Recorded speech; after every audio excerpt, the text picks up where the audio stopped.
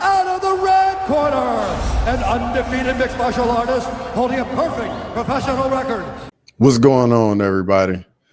Crossover MMA back in here for another video. Dana White announced UFC 310 on December 7th. I'm going to go through the entire card, give my early predictions. Let's get right into it. In the main event, we have Belal Muhammad versus SHAVKAT Rachmonov. Belal Muhammad's path to victory in this fight, for me, he has to implement his pressure and his pace, just like he did in his last fight at UFC 304 against Leon Edwards. When Belal Muhammad's coming forward, implementing that pressure and that pace and that wrestling, it really sets the tone for the fight, and it gets his opponents on the back foot, and he pretty much just smothers them to where he doesn't let them get their game going.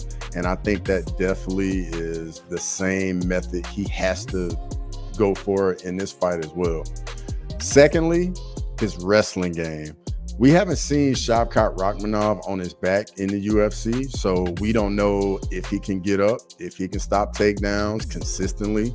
We don't know how he handles grappling against the cage. So I think these are definitely things that we need to get answered, and I think Belal definitely will try to implement this into the fight. And then thirdly, championship rounds and the championship experience. I mean, you know, Belal Muhammad just came off a 5-round decision in which he completely outclassed Leon Edwards.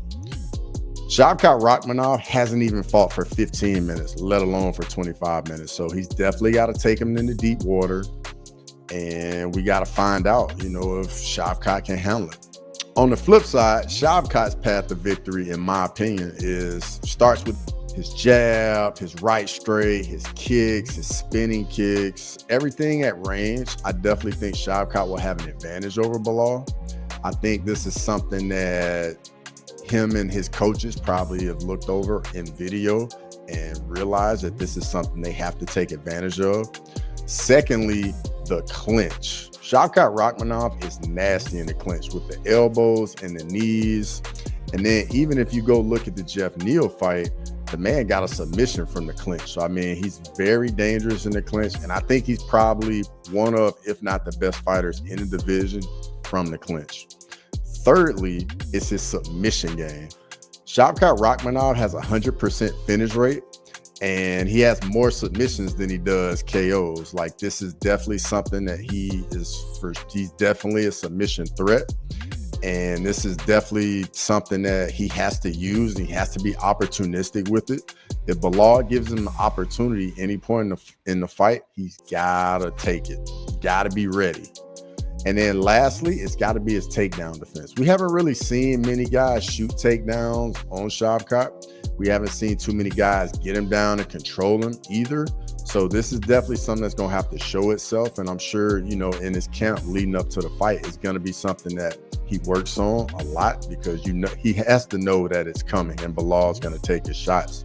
And this is going to be very important for the fight, especially if he starts to fight off right in the first round. He defends like 1 or 2 takedowns, and Belal sees that it's going to be difficult to get him down. This is definitely something that's going to be very big. Now, let's look at some areas of Belal's game that can get exploited. Firstly, it's striking at range. I don't think this is any surprise. I think everybody would say that SHAVKAT probably is the better striker, definitely at range with the kicks, and he's going to be the longer fighter in this fight. Secondly, is going to be Belal's submission offense and defense. We haven't really seen Belal Muhammad defend submissions a lot in the UFC, and he's not really known for his submission ability in the UFC either. So these are things that, say for instance, when Belal gets SHAVKAT down on a takedown, when SHAVKAT is trying to get back to his feet, he doesn't have to be as concerned about where his neck is, defending this, defending that. It's more so Belal is just trying to control you and ride you out and wear you down. And then lastly, it's his lack of power in his hands. I think for SHAVKAT and his team, they have to be aware of this. And the fact that Belal doesn't have that zapping power in his hands means he shouldn't be fighting from the back foot. Like, he should be coming forward the entire time, because if SHAVKAT is on the back foot, you're definitely playing into the hand of Belal Muhammad in this fight. And I think those are areas of Belal's game that can get exploited. Now, on the other side, let's look at areas of game that can get exploited. And this one is going to be huge. It is lack of head movement from SHAVKAT RAKHMONOV. The guy just doesn't really move his head. He's a very good striker. He'll stand in the pocket. He's got a good chin, but at the end of the day, there is very little head movement. If you go back and watch the Jeff Neal fight, SHAVKAT RAKHMONOV was eating some strikes that he didn't have to eat. Like, his head is right there. He keeps it on the center line. And I hope this is a part of his game he works on, because at the end of the day, it's only going to make him a better fighter. Now, secondly, this isn't really his fault, I guess, in a way, but he doesn't have any championship round experience, and we don't know if he has the cardio for 25 minutes. Just like I said earlier, he hasn't even fought for 15 minutes, let alone 25 minutes. So we got to see if he gonna have the cardio and how he handles going into the 4th and 5th round. You know, if he's gonna have to get used to a guy that's still there at the end of the 3rd, that's not going away. And you know, will he be able to save some gas for the championship rounds? These are things that are very important and can win or lose the fight. And then lastly, what happens if he doesn't get a finish? You know, RAKHMONOV has a 100% finish rate. So he's used to getting guys out of there early. Well, what happens if that doesn't happen? Is that going to defeat him where, oh my God, like, I can't get this guy out of here. What am I going to do now? Or is it one of those things where we find out that he's got that grit and that toughness and that heart to battle through a tough fight? But ultimately, my early prediction for this fight is I'm going SHAVKAT RAKHMONOV by TKO. In the co-main event, we have Alexandre Pantoja versus Kai Asakura for the flyweight title. Now, in this fight, Alexandre Pantoja's path to victory is going to be his jiu-jitsu. The guy is elite with the jiu-jitsu. His wrestling is so-so, but his jiu-jitsu is definitely elite. If he gets on your back, you are in trouble. And this is definitely something that he always looks to implement and use to his advantage. Secondly, it's his pressure and pace as well. Like, he very much walks forward, makes it a dirty fight, and he's going to test your will with his pressure and his pace, because at the end of the day, Alexandre Pantoja is going to come forward, and it is what it is. Thirdly, it's the leg kicks. I wouldn't say Alexandre Pantoja has great leg kicks, but I think it's the fact that I watched a little tape on Kai Asakura, and I saw one fight where he ended up losing because of leg kicks. So I would assume that Alexandre Pantoja's team is going to do the same thing and tell him to try and implement some of those leg kicks and see if Kai Asakura can defend them. Because if not, that's only going to make him a sitting duck. He's not going to be able to move, and you can wear him down. On the flip side, Kai Asakura, his path to victory. I would say the biggest thing, or the number one thing for me, are his combinations. He's got very good combinations. He got some power in his hands. He kind of like stands on the edge of the void. Shout out to Mighty Mouse, Demetrius Johnson of the Void. And he bounces in range and outer range, in range, outer range. And his opponents don't really know if he's going to come all the way in or if he isn't. And then when he does, he catches guys not quite ready, and he really surprises guys, and that's how he clips a lot of guys. So that's definitely something that is going to be a strength of his, and I'm curious to see how Pantoja handles that. Secondly, is Pantoja's lack of head movement. Alexandre Pantoja is going to walk forward, and his head is going to stay on the center line, and he's going to fight behind his chin.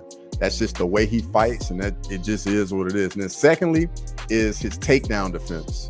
So Alexandre Pantoja at some point is going to try to implement the grappling, and we're going to have to find out. Kai Asakura, his takedown defense looked good and rising, but we're just going to have to see what ends up happening when he's in front of Alexandre Pantoja. So areas of Pantoja's game that can be exploited. Number one is his lack of head movement. Like I said earlier, you know, he definitely is not afraid to take punishment, to dish out some punishment, but it's definitely something that is there to be had, and he can be reckless in fights. Kai Asakura, areas of his game that can be exploited, definitely his leg kick defense. As I was saying, like, I saw in fights, he just didn't check any leg kicks. We got to pay attention to that. And then secondly, his jiu-jitsu. I didn't really see any jiu-jitsu. I mean, I would assume he has a little bit of grappling in his back pocket because all the fighters that come from Japan to the UFC, they pretty much all have really good grappling. So I would assume he has something. But at the end of the day, we don't really know for sure. My early prediction in this fight is I think this fight will be amazing first and foremost. Asakura comes a fight, Pantoja comes a fight. I see both guys landing exchanges and each guy hurting the other. But I think once it gets into the championship rounds, Pantoja is going to get control. So I'm going Pantoja by decision, early prediction. Next fight, we have Vicente Luque versus Nick Diaz. So I'm going to be honest with you guys. I don't really like this fight. I know a lot of people like Nick Diaz, but the reason why I don't like this fight is because for Vicente Luque, ever since he had the brain bleed, like he doesn't really look like the same fighter in the octagon. And I liked watching the old Vicente Luque. The guy was like very much a game opponent.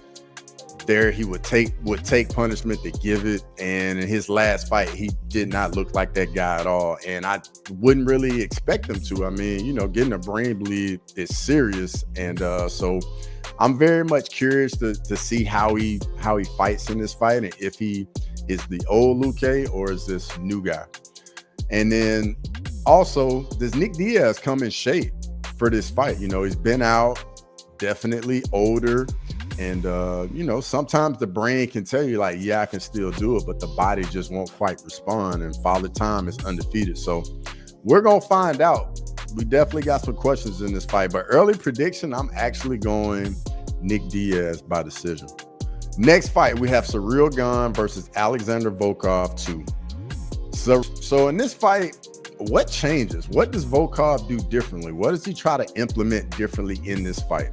I don't know. Does he try to grapple? Does he try to get in the clinch with Gane? Who knows? Like, he has to do something differently because in the first fight, Gane pretty much controlled the fight from range with his striking and his movement. And it pretty much was just a slow death for Alexandre Volkov. He's definitely going to have to try something different. And then I'm also curious to see if Gane has improved his grappling. Like, is his takedown defense got any better? If he does get takedown, can he get back to his feet? These are definitely things I'm curious to watch because at the end of the day, this is a #1 contender fight. The winner of this fight is very much in the potential of fighting Tom Aspinall for undisputed heavyweight title, depending what happens with John Jones, Stipe Miocic, if they both retire, whatever the case may be. So this is a very big fight in the division. But my early prediction for this fight is I'm going Cyril Gane by decision. Next fight, we have Movsar Evloev versus Aljamain Sterling. This is another #1 contender fight at featherweight.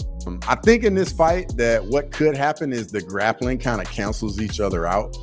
Both guys are very good grapplers. They're a little different in how they grapple, but they definitely both are good grapplers. How will Movsar Evloev deal with Aljamain Sterling's awkward striking? And, you know, like, I'm curious to see how it plays out because it would definitely be cool to see Aljamain go up a division and end up finding himself in the title picture, you know?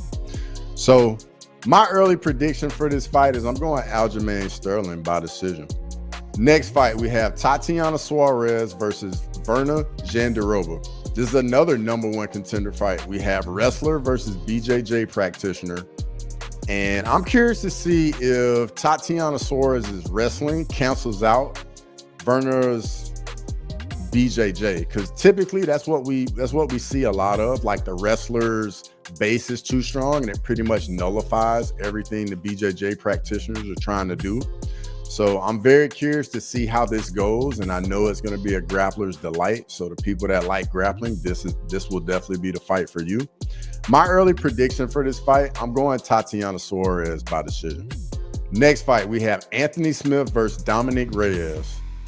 In this fight, does Anthony Smith still have that fire burning inside of him? I know after his last fight, you know, listening to him talk online, you know, you can hear it in his voice that he's starting to question, like, if he still wants to do it a little bit. And in this game, like, you can't be half in, half out. So I think this is definitely gonna answer some questions because now he's pretty much like the gatekeeper of light heavyweight. Dominick Reyes is back on the winning track, you know, after a little skid he had after the John Jones fight.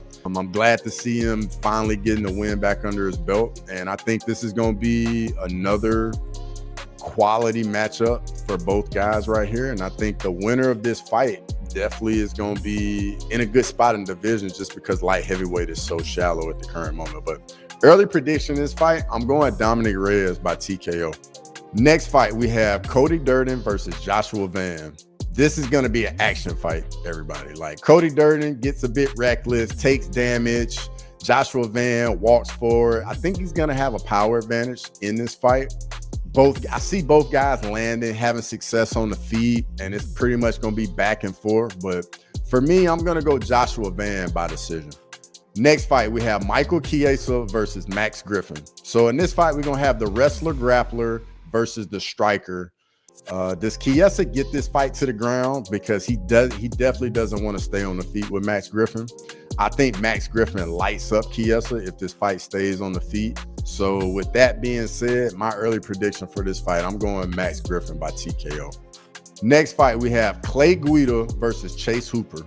This is another one of those where the UFC is giving the old fighter to the young to try and like build a young fighter on a name that people know.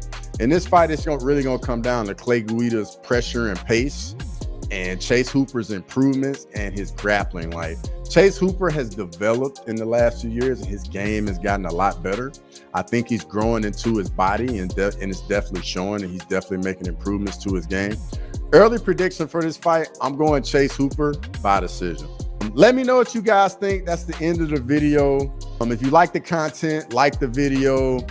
Any questions, comments, any feedback at all is greatly appreciated. Leave it down in the comments. And as always, until next time.